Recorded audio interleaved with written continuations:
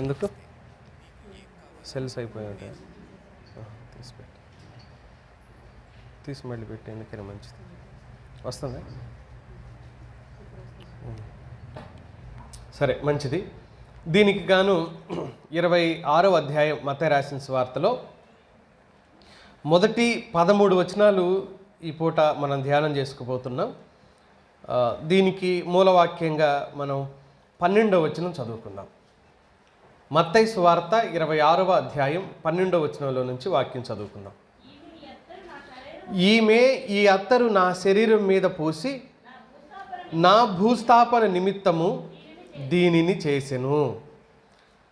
నా భూస్థాపన నిమిత్తం. ఆయన బాగానే ఉన్నాడు, బ్రతికే ఉన్నాడు, ఇంట్లో అతిథిగా భోజనానికి పిలువబడ్డాడు. మనం ప్రారంభంలో చూడొచ్చు, ఇంటికి వెళ్ళాడు, భోజనం కోసం కూర్చున్నాడు. 6వ వచనంలో చూస్తాం. బేతనీయలో కుష్ఠరోగి అయిన సీమోను ఇంటికి ప్రభు వెళ్ళాడు. అక్కడ జరుగుతున్న ఈ చర్య మనకు తెలుసు. ఒక స్త్రీ మిక్కిలి విలువగల జటామాంసి అత్తరు బుడ్డి తీసుకుని వచ్చి దానిని పగలగొట్టి ఆయన తల మీద పోసి తర్వాత పాదాలను తన తల వెంట్రుకలతో తుడిచిన సందర్భం ఇది. ఈ విషయాలన్నీ ఇక్కడే లేవు. మార్కు సువార్త 14వ అధ్యాయంలోను, యోహాను సువార్త 12వ అధ్యాయంలోను, ఇప్పుడు మనం చదువుకున్న మత్తయి సువార్త 26వ అధ్యాయంలోను ఈ 3 చోట్ల ఉంటాయి. మనం మూడింటిని కలిపి మాట్లాడుకునే ప్రయత్నం చేద్దాం. నేను ఈ విషయాన్ని వీలైతే రేపు ఆరాధన వర్తమానంలోని ఇదే మాట్లాడదాం. రేపు మెయిన్ మెసేజ్లో కూడా ఇదే విషయాన్ని మాట్లాడుకోవటానికి మనం ప్రయత్నం చేద్దాం. దేవుడు మనకు సహాయం చేసిన కొలది ముందుకెళ్దాం.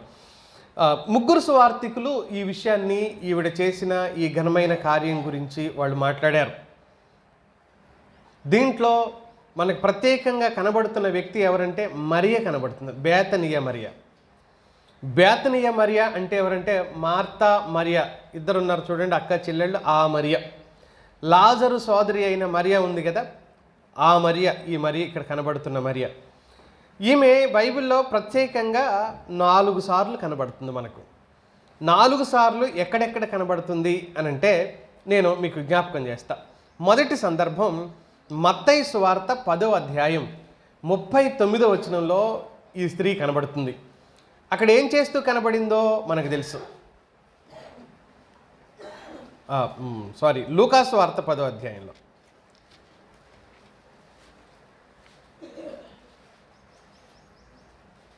ఆమెకు మరియా అను సోదరి ఉండెను. ఆమె యేసు పాదాల యొద్ద కూర్చుండి ఆయన బోధ వింటుంది అనే మాట చదివాం. ఇప్పుడు ఎక్కడ చదివాం? లూకాసు వార్త. ముందు మన పాఠ్య భాగం మత్తయి సువార్తలో కూడా ఆమె ఎక్కడున్నట్టు? ఎక్కడుంది? ఇప్పుడు తల వెంట్రుకలతో పాదాలు తుడుస్తుంది అన్నప్పుడు ఎక్కడుంది? ఆయన పాదాల దగ్గర ఉంది. ఇప్పుడు మనం చదువుకున్న 10వ అధ్యాయంలో ఎక్కడ కూర్చుంది? పాదాల దగ్గరే కూర్చుంది కదా. ఈ 2 సందర్భాల్లోనూ ఆమె ఎక్కడ కనబడుతుంది అని అంటే పాదాల దగ్గరే కనబడుతుంది. మళ్ళీ తిరిగి మనం యోహాను సువార్త 11వ అధ్యాయంలో చూస్తాం. 28 వాళ్ళ తమ్ముడు చనిపోయిన సందర్భంలో ఈవిడ అక్కడ మనకు కనబడుతుంది. అక్కడ ఆమెను పిలుచుకెళ్తారు. ఆమె అక్కడ నుంచి బయలుదేరి వెళ్తూ ఉంటుంది.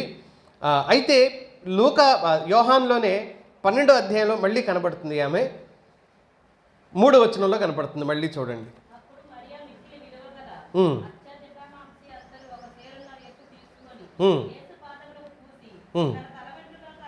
మళ్ళీ ఆమె ఎక్కడ కనబడుతున్నట్లు? 3 ప్రస్తావనలు కూడా ఆమె ఆయన పాదాల దగ్గరే కనబడుతున్నట్లుగా మనకి దేవుని వాక్యం కోట్ చేసి చెప్పింది. ఈ 3 సందర్భాలలో కూడా ఆయన పాదాల చెంత ఉండటానికే ఆమె ప్రయత్నించినట్లు, ఆయన పాదాలనే ఆమె ఆశ్రయంగా చేసుకున్నట్లు ఈ భాగంలో మనం చూడొచ్చు.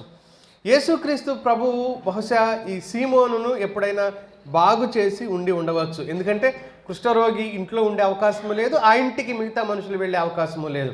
గతంలో అతడికి కుష్ఠరోగం ఉండాలి, ఆ తర్వాత అతడు బాగైపోయి ఉండాలి. ఆయన బాగైపోయిన కారణం చేత ఆ కృతజ్ఞతతో ప్రభువుని తన ఇంటికి ఇతడు చేర్చుకొని ఉండవచ్చు. అందుకని ప్రభు అక్కడికి వెళ్ళినట్లుగా మనం చూడొచ్చు. ఆ పై వచనాల్లో పై వచనాలు, ఆ పై 5 వచనాల్లో జరిగిన సంఘటన గురించి నేను రేపు జ్ఞాపకం చేస్తాను మీకు. ఇప్పుడు ఈ స్త్రీ గురించిన ప్రస్తావనే మీ మధ్యలో ఉంచడానికి నేను ప్రయత్నం చేస్తాను. దేవుడు మనకు సహాయం చేసిన కొలది మనం ముందుకెళ్దాం మాట్లాడుకుంటాం.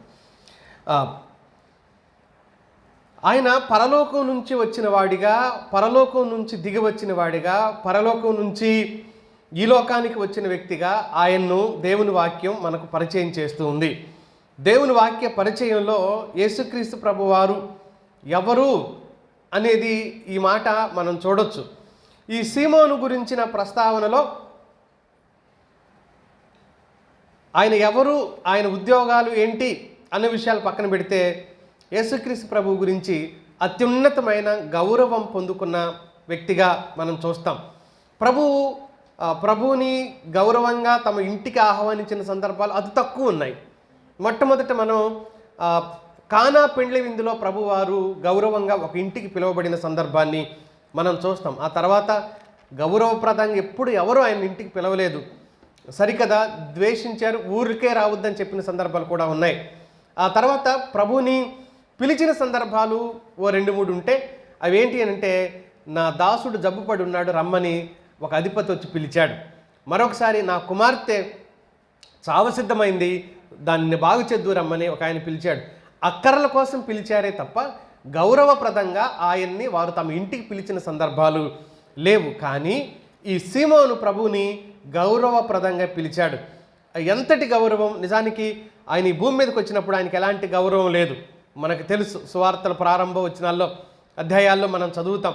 ఆయనకు స్థలము లేదు అనే పదం, సత్రములోనే స్థలం లేదు అనే పదాన్ని మనం లూకా సువార్త 2వ అధ్యాయంలో చదువుతాం. మత్తయి సువార్తలో 2వ అధ్యాయంలో కూడా ఆయనకి ఇవ్వబడిన స్థానం, గౌరవం మనం చూడొచ్చు. కానీ ఈయన గౌరవప్రదంగా ప్రభువుని తన ఇంటికి పిలిచాడు. ఆయన ఉన్నతమైన వ్యక్తిగా, గౌరవనీయమైన వ్యక్తిగా ఆయన్ని ఈ వ్యక్తి పిలిచినట్లుగా మనం చూడొచ్చు. ఏ ధనికుని నివాసానికో ఈయన వెళ్ళలేదు, ఏ గౌరవప్రదమైన వ్యక్తుల దగ్గరకో ఈయన వెళ్ళలేదు. కానీ ఒకప్పుడు రోగం ఉండి బాగైపోయిన ఒక దౌర్భాగ్యుడిగా సమాజంలో తిరస్కరించబడిన వ్యక్తుల దగ్గరకు ఆయన ఆహ్వానించగా వెళ్ళాడు. ఒకప్పుడు వెలివేయబడి, తిరస్కరించబడి, కాదు ఊరికి దూరంగా ఉండాలి నువ్వు, అపవిత్రుని నేను అని చెప్పుకోవాల్సిన నువ్వు ఇప్పుడు సమాజంలోకి వచ్చావు.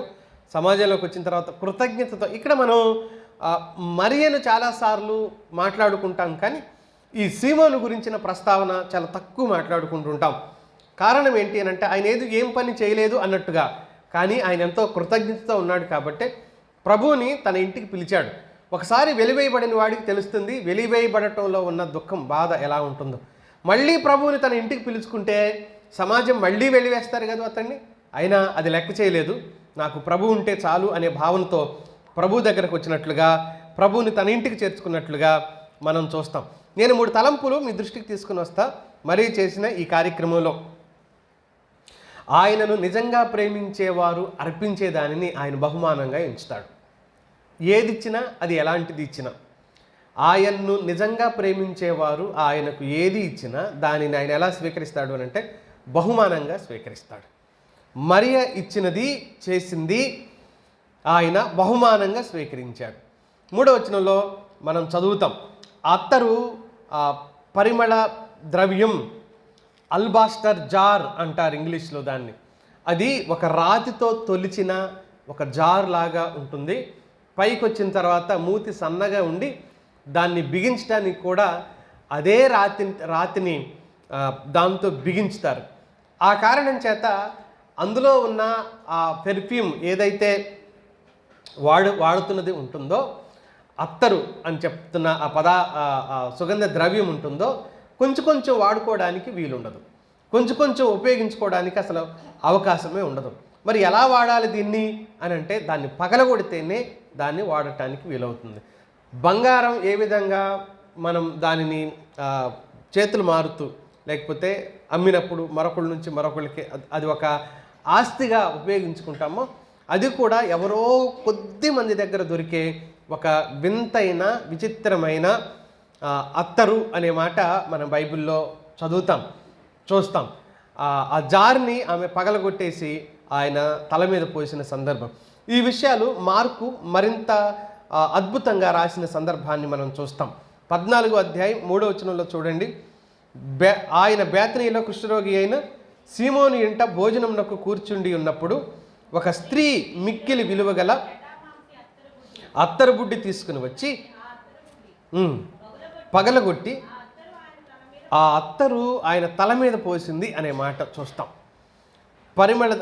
ఆ కాలానికి ఇది ఒక రకమైన చెట్టు వేర్ల నుంచి తీయబడిన సుగంధ ద్రవ్యం కనుక ఆ రోజుల్లో ఈ ద్రవ్యాన్ని తాలూకు చెట్ల వేర్లు భూటాన్, నేపాలు, ఈ చుట్టుపక్కల ప్రదేశాల్లో కాశ్మీరు ఈ ప్రదేశాల్లో మాత్రమే దొరికే ఒక చెట్టు నుంచి తీసేవాళ్ళు అని చరిత్రకు సంబంధించిన కొందరు రాయిగా నేను ఆ విషయాలు చదవటం జరిగింది.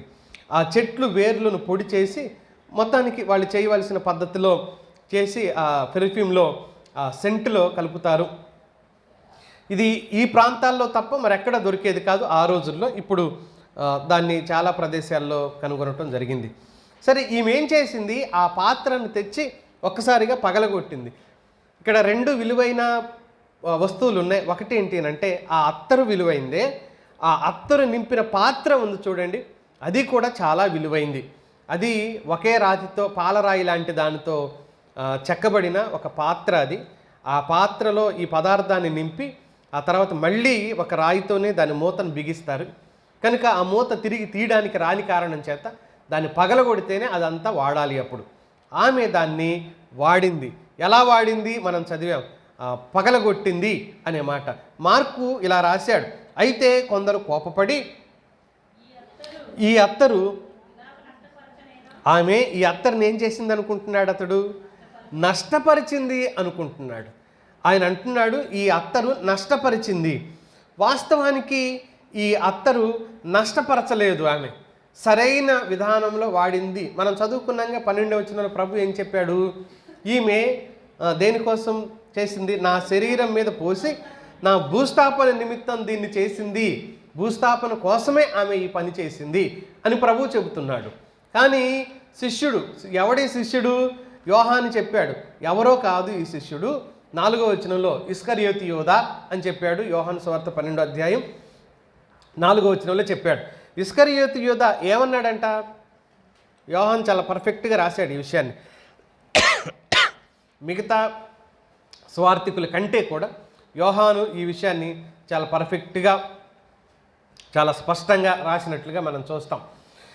ఈ యోధా అంటున్నాడు, ఈ అత్తరు వ్యర్థం చేసేవేంటి, నీ యజమాని, నీ నాయకుడు, నీ ప్రభువు, నీ గురువు, నీ బోధకుడు గౌరవించబడుతుంటే ఆనందించటానికి బదులుగా అసూయపడుతున్నాడు, మత్సరపడుతున్నాడు.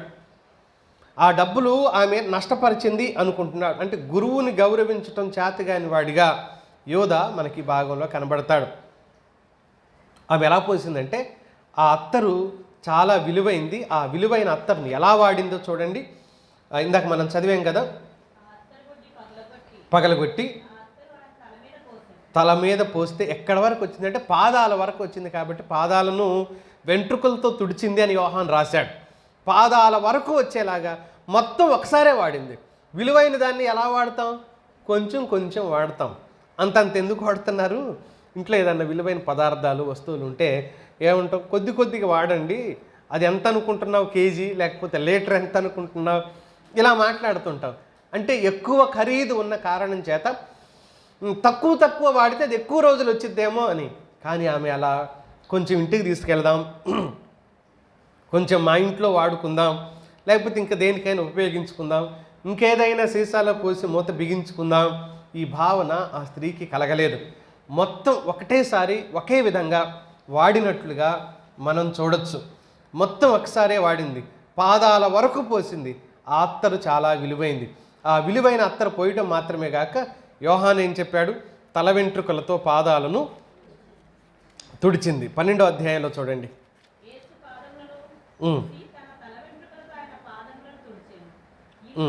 3వ వచనంలో, ఇల్లు ఆ అత్తరు వాసనతో పాదాలను తల వెంట్రుకలతో తుడిచింది. యూద స్త్రీ ఆమె అన్యురాలేం కాదు. ఒక యూద స్త్రీ తల వెంట్రుకలతో పాదాలు కాదు కదా, తల వెంట్రుకలే చూపించుకోదు. గౌరవప్రదంగా పవిత్రంగా ఇవ్వబడ్డాయి అని కొరింథీ మొదటి పత్రిక 11వ అధ్యాయం 25వ వచనంలో చెప్తున్నాడు. తల వెంట్రుకలే గౌరవ సూచకం. ఆమె గౌరవాన్ని ఇనుమడింపజేసేది ఏంటి అని అంటే తన తల వెంట్రుకలు అని వాక్యం చెబుతూ ఉండగా ఆ తల వెంట్రుకలు తీసుకుని వచ్చి ఆయన పాదాలు తొడవటం మనకి ఏం నేర్పిస్తుంది మరియా అంటే, ప్రభు నా గౌరవం, నా ఘనత, నా విలువ అంత నీ పాదాల చెంత పెట్టాను. నీకంటే నా గౌరవం ఎక్కువైంది కాదు, నీకంటే నాకున్న విలువలు ఏవి కూడా ఎక్కువైనవి కావు. నిజమైన ఆరాధన అంటే ఇదే, నిజమైన గౌరవ భావం అంటే ఇదే. నిజంగా ప్రభువుని గౌరవించడం, నిజంగా ప్రభువుని ఆరాధించడం, నిజంగా ప్రభువుకి అర్పించడం అని అంటే మనకున్న వాటిలో ఏవో కొన్నిటిని అర్పించడం కాదు, ఆమె శ్రేష్టమైన దాన్నే ప్రభువుకి అర్పించింది అని మనం చూస్తాం. ఎంతో విలువైన దాన్ని ఆయనకు అర్పించింది అనే మాటను మనం చూస్తాం. కనుక తన గౌరవాన్నంతా తీసుకుని వచ్చి ఆయన పాదాల చెంత పెట్టింది. వెంటనే మార్కు సువార్తలో, యోహాను సువార్తలో కూడా యోధా ఏమంటాడు అని అంటే, ఈ అత్తరును ఎంతకు అమ్మొచ్చు అన్నాడు? 300 దేనారాలకు అమ్మవచ్చు, మొదట అమ్మచ్చు అన్నాడు. ఆ తర్వాత ఒకవేళ శిష్యులు ఏకీభవించారేమో, నిజమే 300 దేనారాలకు దీన్ని అమ్మొచ్చు అనే మాట అతడితో మిగిలిన వాళ్ళు ఏకీభవించి ఉండవచ్చునేమో. ఏకీభవించారో లేదో మనకు స్పష్టంగా లేదు, కానీ అంత ధైర్యంగా చెప్పగలిగాడు. 300 దేనారాలకు అమ్మొచ్చు అంటే వెంటనే లెక్కలు కట్టేస్తున్నాడు. ప్రభు కోసం చేసిన పనిని, ప్రభు కోసం జరిగించిన కార్యక్రమాన్ని, ప్రభు కోసం చేసిన త్యాగాన్ని లెక్కలు వేసుకుంటున్నాడు. ప్రభువుకు మనం ఇచ్చాం కదా ఫలానాది, ప్రభువుకి మనం ఇచ్చాం, దీన్ని మనం ప్రభువుకి ఇచ్చాం, మనకేంటి లాభం? ఎంత ఖరీదైన దాన్ని మనం ప్రభువుకి ఇచ్చాం.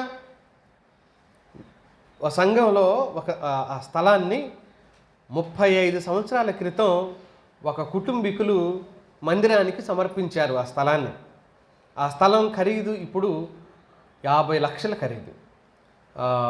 మెయిన్ రోడ్లోనే ఉంటుందన్నమాట, మెయిన్ హైవే పక్కన, నిజామాబాద్ హైవేలో ఉంటుంది ఆ స్థలం.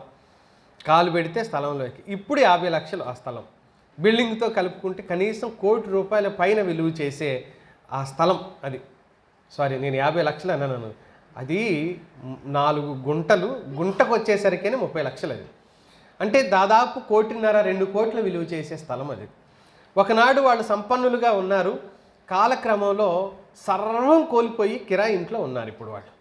అప్పుడు వాళ్ళ బంధువులు వచ్చి ఇలా చెప్పారు, ఇదిగో ఆ చర్చికి ఇచ్చారు కదా మీరు స్థలం, 2.5 కోట్లు విలువ చేసే ఆ స్థలం అది, మీరు ఒక పని చేయండి, ఇప్పుడు దానికి రిజిస్ట్రేషన్ లేవు, పాళ్ళు లేవు అంటే తర్వాత నేను చేయించాను, వాళ్ళకి తెలియదు చేసినట్లు సంగతి.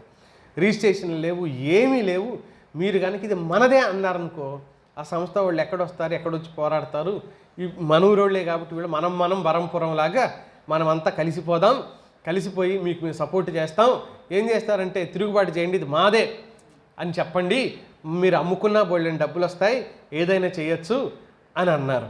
అని అంటే ఆయన అన్నాడు కదా, లేదు అలా చేస్తే ఏం చేసినట్లు అని అంటే దేవునిది దొంగిలించినట్లు, అది మన కోసం అది ఇవ్వబడలేదు, దేవుని కోసం ఇచ్చారు.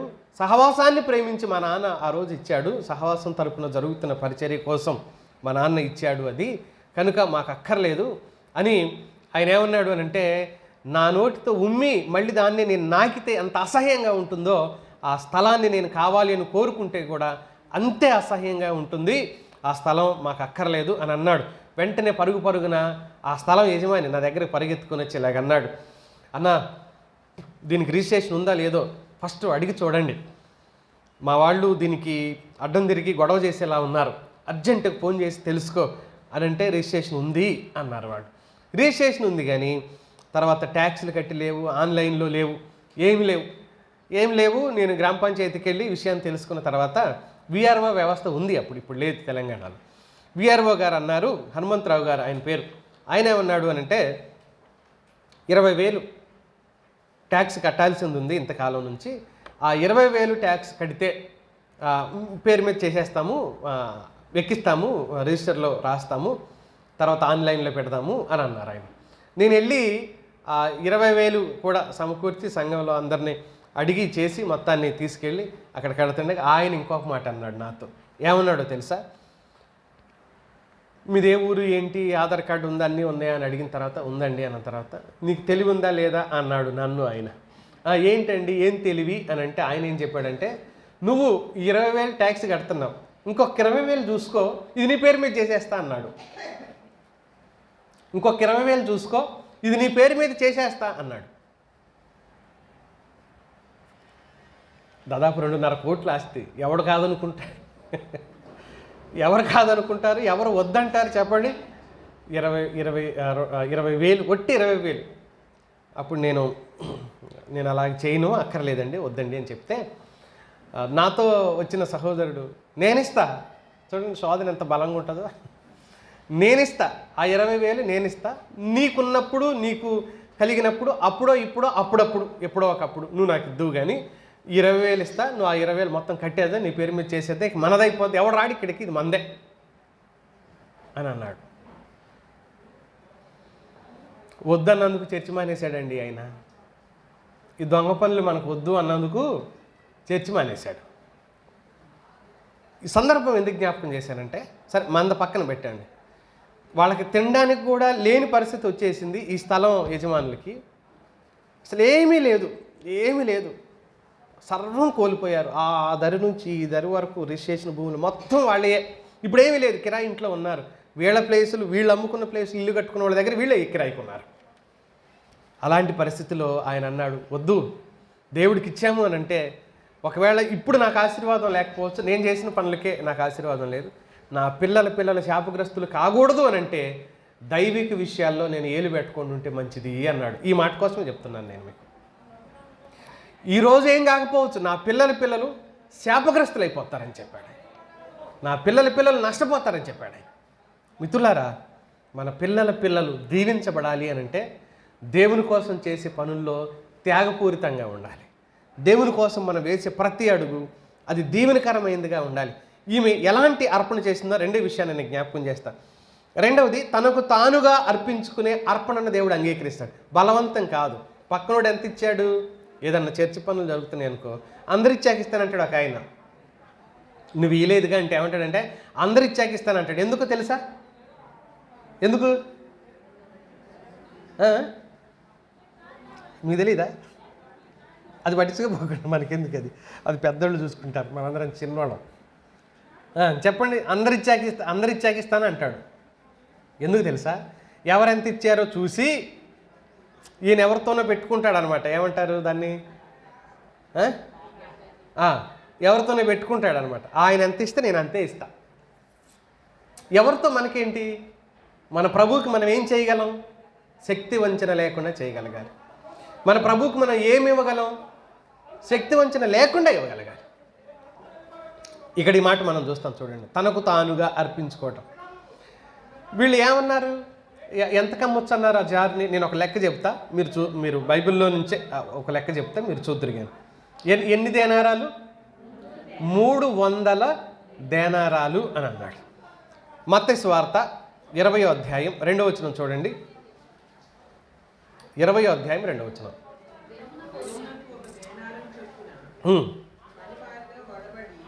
కూలికి వెళితే ఒకరోజు పనివారు పనికి వెళితే వాళ్ళ కూలి ఎంతంట? ఒక రోజుకి 1 దేనారం అని చెప్పాడు.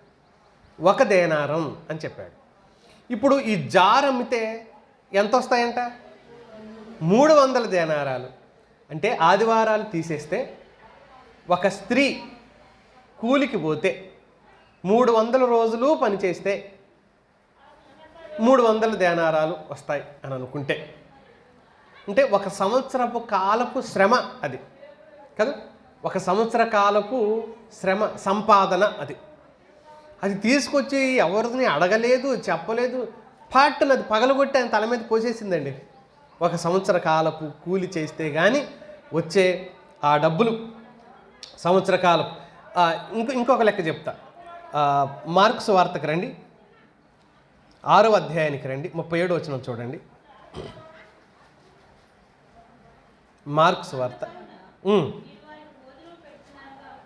200 అంటే 200, 300 అంటే 300, 100 అంటే 100 అలాగనమాట. ఇప్పుడు 200 దేనారాలతో ఇప్పుడు ఎంతమంది కూర్చున్నారు అక్కడ ప్రభు దగ్గర? 5,000 మంది కూర్చున్నారు. అంటే 200 అంటే 200 దేనారాలతో ఎంతమందికి భోజనం పెట్టవచ్చు అంటున్నాడు? 500 మందికి పెట్టవచ్చు కదా. ఇప్పుడు 300 దేనారాలతో ఎంతమందికి పెట్టచ్చు? సారీ, 500 కాదు, 5,000 మందికి. ఇప్పుడు 300 అయితే 7,500 మందికి భోజనం పెట్టచ్చు. అంటే 7,500 మందికి భోజనం ఈరోజు పెడితే ఎన్ని లక్షలు అవ్వచ్చు చెప్పండి? ఇంచుమించుగా మనకు అసలు అది కూడా లెక్క చేయలేదు, అది కూడా లెక్క చేయలేం. మొన్న మనవాళ్ళు దాదాపు 500-600 మందికి పెట్టినట్టున్నారు భోజనం, 1,50,000 అయింది అన్నారు. 500 మందికి 1,50,000, 7,500 మందికి అయితే అమ్మో ఎన్ని లక్షలు వేసుకోవాలో చెప్పండి. కనీసం 20-25 లక్షలు ఖర్చు అవుతుంది 1,000 మందికి భోజనం పెట్టడం కోసం.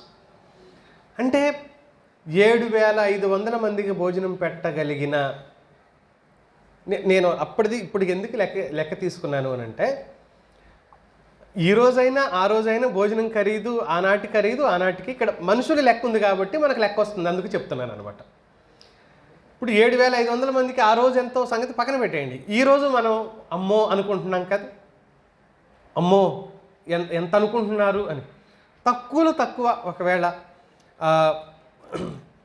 1,00,000 రూపాయలు అనుకుంటే 500 మందికి భోజనం పెడితే పోనీ 1,000 వేసుకుందాం. ఇప్పుడు ఎన్ని లక్షలు అవుతుంది ఈ లెక్కన? 7-8 లక్షలు అవుతుంది కదా. 7,500 మందికి భోజనం పెడితే 7 లక్షలే అయింది అని అనుకుందాం. ఒక వ్యక్తి సంవత్సర కాలం అంతా కష్టపడి సంపాదించిన 7 లక్షలు తీసుకొని వచ్చి దాన్ని పగలగొట్టి ఒక క్షణంలో నెత్తి మీద పూసేస్తే అది ఆవిరైపోగా మళ్ళీ కొద్దిసేపటికి ఏం కనపడదు, అక్కడ స్మెల్ ఒక్కటే ఉంటుంది, 2-3 రోజులు ఉంటుంది, ఒక వారం ఉంటుంది, ఆ ఇంట్లో తెలియదు. తనకు తానుగా అర్పించుకున్న అర్పణని ఆయన ఎంత గౌరవంగా చూస్తాడో చూడండి. అందుకనే ఈ లెక్క నేను ఎలా ఆలోచన చేసుకుంటూ వచ్చానంటే, అక్కడక్కడ చదువుతుంటే దేనారం విలువ, దేనారం ఖరీదు మనకు అర్థమవుతుంది కదా. ఇప్పుడు ఈ కాలపు లెక్క మనం కనుక ఆలోచన చేసుకుంటూ వస్తే 7,500 మందికి భోజనం పెట్టగలిగే అంత ఖరీదైన ఆ అత్తర్ అనమాట అది. 7,100 కాదండి, 7,500 మందికి భోజనం పెట్టగలిగే అంత డబ్బులు ఆమె ఖరీదు ఆమె ఖర్చు పెట్టినట్టుగా మనం చూడగలం. అది ఎంత విలువైందో. ప్రేమ ఎప్పుడు లెక్కలు వేయదు, బాగా గుర్తుపెట్టుకోండి. ప్రేమ ఎప్పుడు లెక్కలు వేయదు. ప్రేమ ఏం కోరుకుంటుంది? త్యాగాన్ని కోరుకుంటుంది. నిజంగా ప్రేమిస్తే మనం త్యాగం అయిపోవటానికి ప్రయత్నం చేస్తాం, నిజంగా ప్రేమిస్తే సహించడానికి ప్రయత్నం చేస్తాం, నిజంగా ప్రేమిస్తే ఇవ్వటానికి ప్రయత్నం చేస్తాం. దేవునికి ఇచ్చే దగ్గర లెక్కలు వేసుకోరు. అందరిచ్చాక నేను ఇస్తా. ఒక ఆయన దశమభాగం వేశాడు కానుకల పెట్టిలో.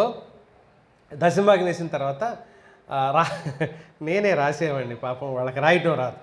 రాయటానికి కూర్చున్నా, నేను రాస్తాను, సంఘ పెద్దలకు రాయటం రాదు, నేనే రాయాలి. వాళ్ళు చెప్తారు, నేను రాస్తా. నేనేం డబ్బులు ముట్టుకోకపోయినా పలానా ఆయన ఇచ్చాడా లేదా చూడు అందులో అన్నాడు ఒకరోజు. లేదండి, అయితే నాకు ఇచ్చే అన్నాడండి. నిజం, నాకు ఇచ్చేసేయని అన్నాడు. అదేంటండి దేవునికి ఇచ్చారు అంటే, మాకు తెలిసిన ఆయన నువ్వు చెప్పకు, ఆయన ఇస్తేనే నేను ఇస్తాను. ఇప్పుడు ఆయన ఇవ్వలేదనుకో దేవుడు ఆయనకి ఇవ్వడేమో, నువ్వు ఇచ్చావనుకో తిరిగి ఇస్తాడా ఇవ్వడనేది పక్కన పెట్టు. నీ ప్రేమను కనపరుచుకోవడానికి ఇది ఒక మార్గం. నీకున్న దాంట్లో ఇప్పుడు ఏమీ లేని ఆమెను 2 కాసులు వేసి అన్నీ ఉన్నవాడు 2 కాసులు అయితే సిగ్గులే అని అంటాడు దేవుడు ఒకరోజు. అంతేగా, ఏమీ లేని ఆమె తెచ్చి 2 కాసులు వేస్తుందంట, అన్నీ ఉన్నోడు తెచ్చేసి 2 కాసులు వేస్తాడంట. అప్పుడు ప్రభు వాళ్ళిద్దరిలో ఎవరిది ఎక్కువ అంటాడు కదా. ఎందుకని? ఆమె తన జీవనం అంతట్లో నుంచి వేసింది, నీకు ఎంతో ఉన్నా కూడా తీసుకొచ్చి అంతే వేసావు అని అంటాడు. దేవునికి ఇచ్చే దగ్గర ఆలోచన చేసే వ్యక్తుల ఆలోచనలు ఎంతో బలహీనంగా ఉంటాయి. కొద్ది కొద్దిగా తన అత్తరు కొద్దిగా పుయ్యలేదు, వ్యర్థమయ్యేలాగా ఆమె ఏం చేయలేదు, సమస్తాన్ని ఇవ్వటానికి చూసింది. దేవుని కోసం మనం చేసే పనులు బహుశా మనుషులు వ్యర్థం అనొచ్చు, మనుషులు ఇలా ఎందుకు చేసావు అనొచ్చు, నువ్వు తెలివి తక్కువ పని చేశావు అని కూడా అనొచ్చు, నువ్వు తప్పు పని చేశావు అని కూడా అనొచ్చు. చాలా అంటారు, చాలా వాళ్ళకు తోచింది వాళ్ళు అంటారు, వాళ్ళకు తోచినట్లుగా వాళ్ళు చేస్తారు. లేదా మన పనులు కూడా వేలెత్తి చూపించవచ్చు. కానీ దేవుని కోసం మనం చేసింది ఏది కూడా అది వ్యర్థం కాదు అని మనం గుర్తు చేసుకోవాలి. యూదా ప్రభువుకి దగ్గరగా ఉన్నాడు, కానీ ప్రభు మనసుకు దగ్గరగా లేడు. ప్రభు శరీరానికి దగ్గరగా ఉన్నాడు, కానీ ప్రభు మనసుకు అతడు దగ్గరగా లేడు. ఈరోజు చాలామంది శరీరానికి దగ్గరగా ఉంటారు, కానీ మనసులో ఏముందో తెలుసుకోలేరు. ఈరోజు దేవునికి దగ్గరగా ఉన్నట్టుగా మందిరానికి వచ్చిపోతుంటాం, కానీ దేవుని మనసుకు దగ్గరగా లేకుండా పోవటం, అది ఎంత బాధాకరం.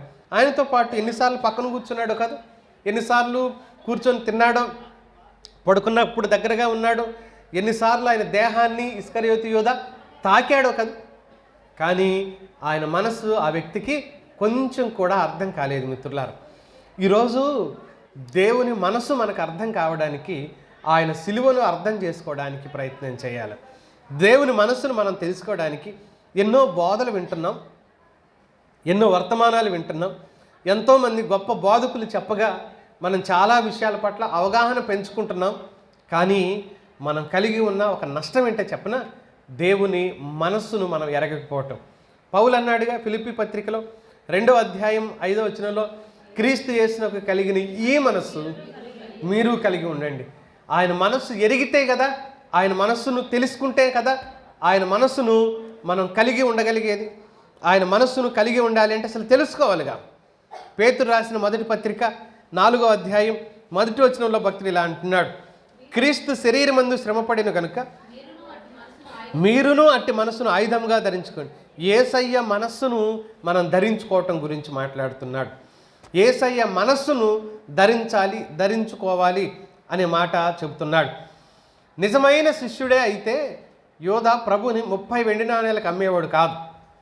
మన హృదయం దేవునితో సహవాసం చేయకపోతే మనం యోధా లాంటి వాళ్ళమే అవుతాం మిత్రులారా. మనం కూడా యోధాలాగే ప్రవర్తిస్తాం మిత్రులారా.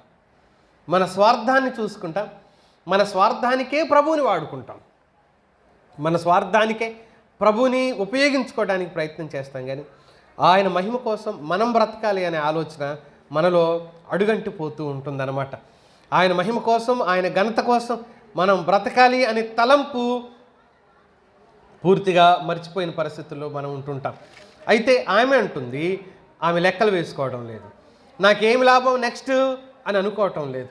దీనివల్ల ఒకవేళ అందరు గణపరుస్తారా, గొప్పది అంటారా, గొప్పది అన్నారా ఆమెని? వెంటనే ఆమె నేను ఇంత విలువైంది అర్పిస్తే నన్ను ఒక పిచ్చిదానిలాగా చూస్తారా మీరు అని గొడవాడిందే. మళ్ళీ వెనక్కి తిరిగి అసలు ఏం మాట్లాడలేదు. నా ప్రేమను ఆయనకు కనపరిచాను అంతే. ఆయన తిరిగి పొగుడుతాడా, శబాష్ అంటాడా, నాకు అక్కర్లేదు. ఆయన ఏమైనా అనుకోని నా ప్రేమను యథార్థంగా నేను ఆయనకి కనపరిచాను. ఈరోజు మరియకు సిలువ తెలియదు, మరియకు సిలువ విలువ తెలియదు, సిలువ శ్రమ ఏంటో తెలియదు. తర్వాత ఎప్పటికో చనిపోయిన తర్వాత చివరిలో వాళ్ళు సిలువ శ్రమను చూసి దుఃఖించుంటారు. అయితే స్నేహితులారా, ఈ రోజున మనకు తెలుసు మన సమర్పణ స్థాయి ఎలాంటిది, ఇందులో మన సమర్పణ స్థాయి ఏ విధంగా ఉంది, ఇందులో మనం ఆలోచన చేసుకోవలసిన అవసరత చాలా స్పష్టంగా దేవుని వాక్యం మనకు తెలియజేస్తూ ఉంది. నేను త్వరగా ముందుకెళ్ళిపోతా. 3వ సందర్భాన్ని జ్ఞాపకం చేస్తా. దేవునికి దేన్ని త్యాగం చేస్తామో అది ఎప్పటికీ నష్టపోయింది కాదు. దేవునికి ఏదైతే త్యాగం చేస్తామో, సమర్పిస్తామో అది వ్యర్థం కాదు అన్న విషయాన్ని మనం ఆలోచన చేసుకోవాలి. దేవునికి ఇచ్చింది వ్యర్థం కాదు, ఆయన కోసం ఖర్చు చేసింది వ్యర్థం కాదు, ఆయనను ఆరాధించడము వ్యర్థం కాదు.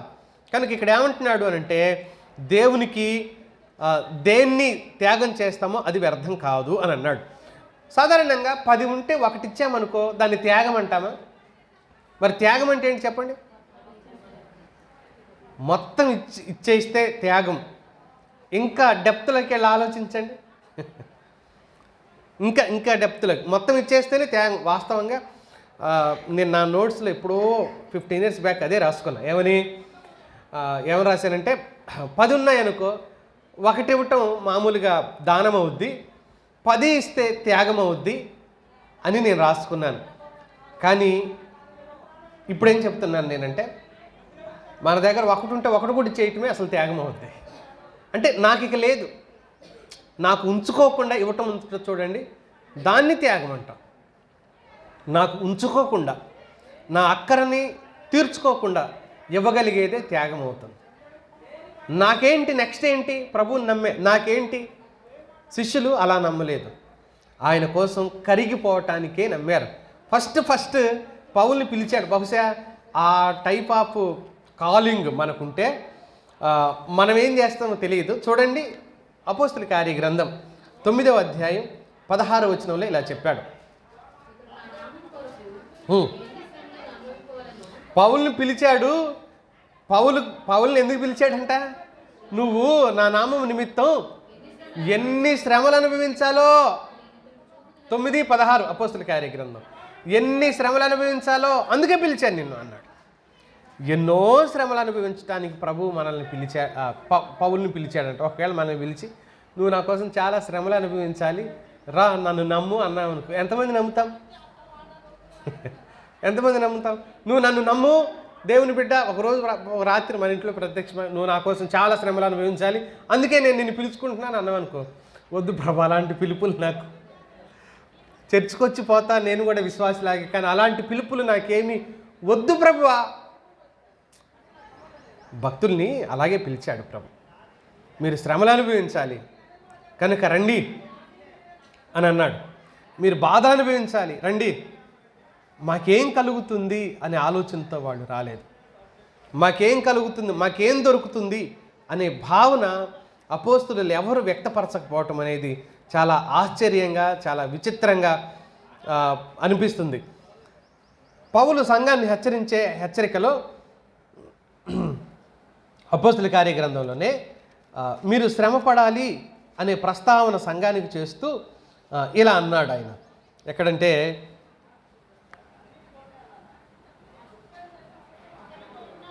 చదువు 22లో అనేక శ్రమలను అనుభవించి సంఘంతో చెబుతున్నాడు పౌలు. అనేక శ్రమలను అనుభవించి మనం దేవుని రాజ్యంలో ప్రవేశించాలి. దేవుని రాజ్యంలో ప్రవేశించేవాడు ప్రశాంతంగా ఏమి ఉండటానికి అవకాశం లేదు. ఇక్కడ అనేక శ్రమలను అనుభవించాల్సిందే. అంటే వాళ్ళు ఏమనాలి ఇప్పుడు? వద్దు నాయన, నీ బోధ వద్దు, నువ్వొద్దు, యేసుక్రీస్తుని నమ్ముకుంటే రోగాలు పోతాయని లోకమంతా చెప్తున్నారు, బాధలు పోతాయని లోకమంతా చెబుతున్నారు, ఆశీర్వాదాలు కలుగుతాయని చెప్తున్నారు. ఏ సమస్య ఉన్నా అన్నిటికీ పరిష్కారం సర్వరోగ నివారిణి జిందా తిలిస్మత్, నీకు ఏ రోగం వచ్చినా జిందా తిలిస్మత్ రాసుకో, నీ రోగాలన్నీ పోతాయి అన్నట్టుగా, యేసుని నమ్ముకో, నీ రోగాలన్నీ పోతాయి అన్నట్టుగా చెప్తున్నారు బయట. మీరేమో ఇలా మాట్లాడుతున్నారేంటి నాయన? వద్దు, నీ బోధ వద్దు, మేము ఎక్కడికి వెళ్తాం? అక్కడికి పోతాం. అక్కడ ఏమంటున్నారు? మీకు ఏ రోగం ఉన్నా మొత్తం పరిష్కారమే అని చెప్తున్నారు.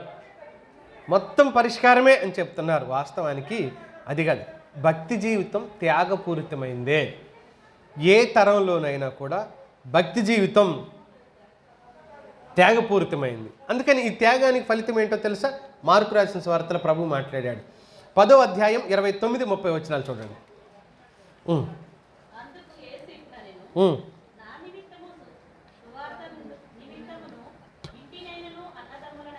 ఇంటినైనను, అన్నదమ్ములనైనను, అక్క చెల్లెండనైనను, తల్లిదండ్రులనైనను, పిల్లలనైనను, భూములనైనను విడిచినవాడు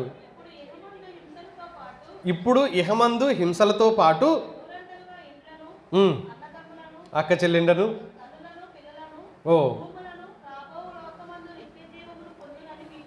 చూసారా?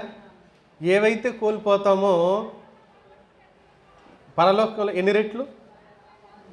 100 రెట్లు అని చదివారు కాదు, 100 రెట్లు పొందుతాం. చుట్టూ ఉన్నవాళ్ళు వ్యర్థం అని అంటారు.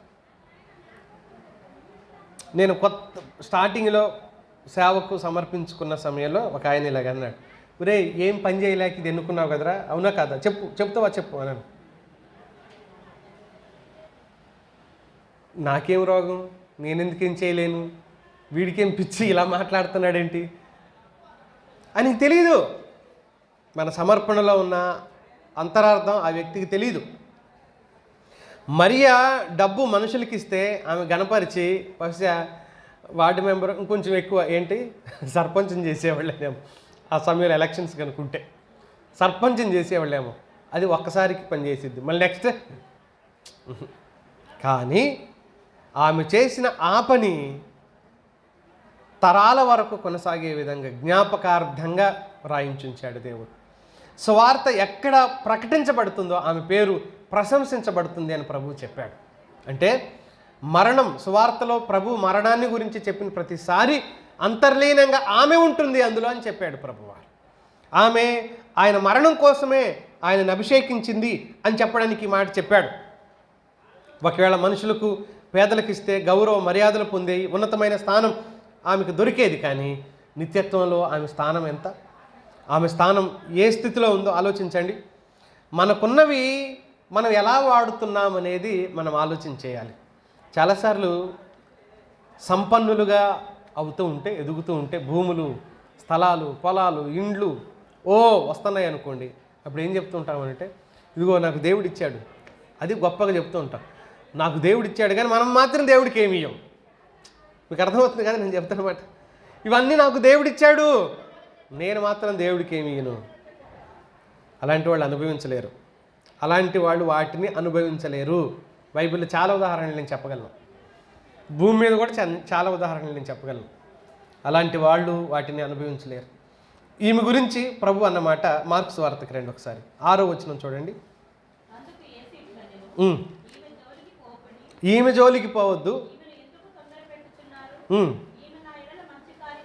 ప్రభువే స్వయంగా అంటున్నాడు. ఈమె ఏం చేసింది? మంచి కార్యం చేసింది. చదవండి.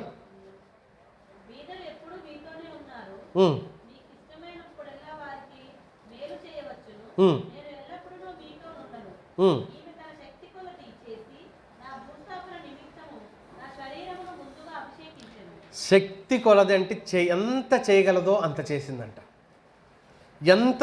వాళ్ళు ఏమిస్తారో చూసి నేను కూడా పేరు రాయిస్తా, వాళ్ళు ఏమిస్తారో చూసి. ఇప్పుడు మందిరాలు కట్టేటప్పుడు, ఏదైనా పని జరిగేటప్పుడు ఇలాంటి మాటలు బయటకు వస్తూ ఉంటాయి అన్నమాట. ఏంటి మీరేం చెప్పలేదేంటి అని అంటే, చెప్తా అందరూ అయ్యాక ఇస్తా అంటారు. అందరూ అయ్యాకేనంట, అందరూ అయ్యాకే. ఎందుకు?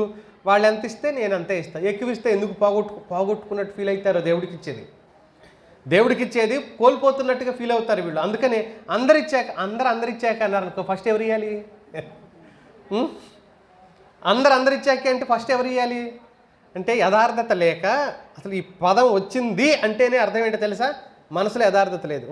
అందరు ఇచ్చాకిస్తా, వాళ్ళు ఇచ్చాకిస్తా, వీళ్ళు ఇచ్చాక తర్వాత లేదా లిస్ట్ ఎవరెంత ఇచ్చారో చూసుకుంటాడు అనమాట. చూసుకొని ఎవరితోనో కంపేర్ చేసుకుంటాడు. కంపేర్ చేసుకొని ఓహో ఈయన ఇంత ఇచ్చాడా, మనం దానికంటే కొంచెం ఎక్కువ లేకపోతే సేమ్ ఇస్తే సరిపోద్ది, ఈ భావన ఉంటుందన్నమాట. మనం భక్తిని కనపరుచుకోవాలి, కానీ ఎవరెంతో మనమంతే అనేది దైవికమైన విధానం కాదు. ఎవరెంతో మనము అంతే అనేది భక్తి విధానం కానే కాదు. మనం చేసిన కార్యం చూసి ప్రభువు మనల్ని ఘనంగా ఎంచాలి.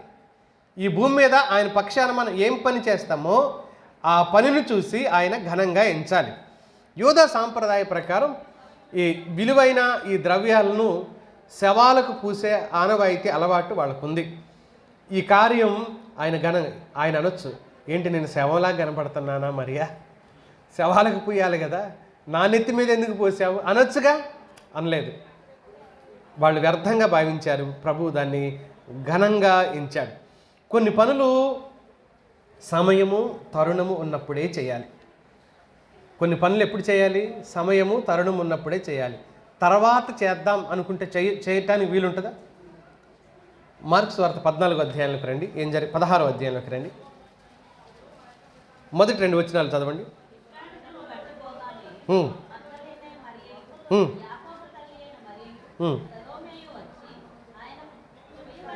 ఆయనకు పుయ్యి వలన సుగంధ ద్రవ్యములను తీసుకొనిరి.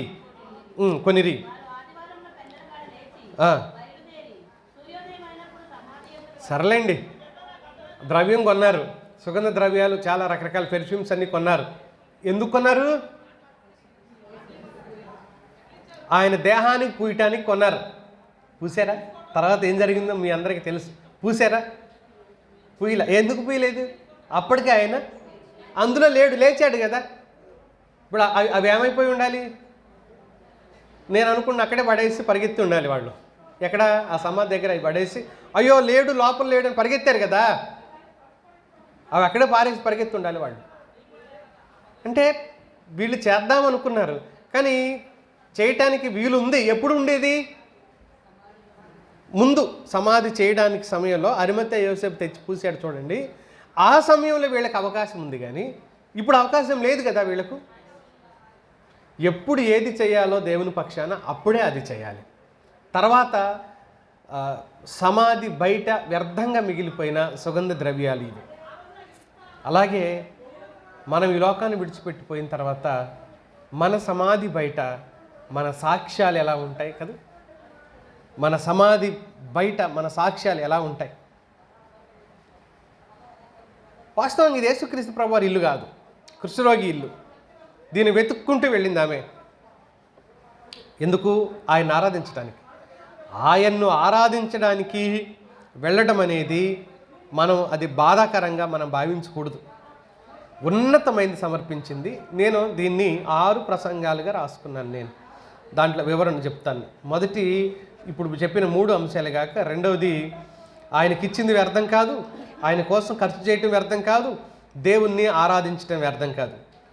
ఇది రెండోది. మరో 3 ఏంటంటే ఉన్నతమైనది సమర్పించింది, పరిచర్య చేసింది, ఆమె ఆరాధించింది. ఇది మూడోది.